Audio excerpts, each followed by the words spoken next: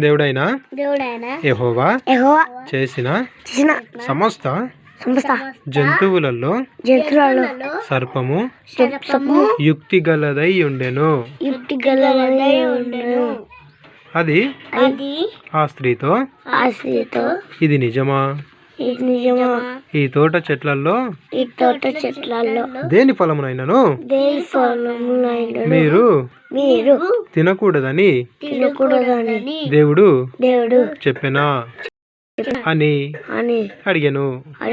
అందుకు స్త్రీ ఈ తోట చెట్ల ఫలములను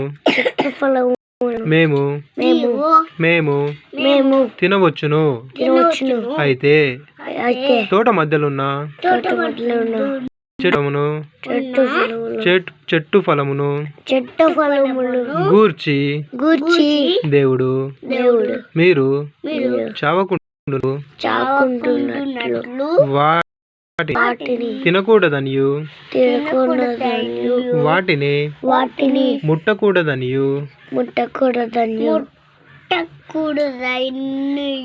చెప్పాను అని సర్పముతో చెప్పాను. రైట్. అందుకు సర్పము మీరు చావనే చావరు.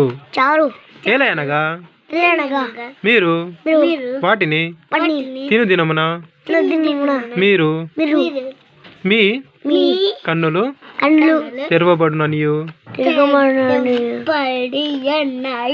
మీరు మంచి చెడ్డలను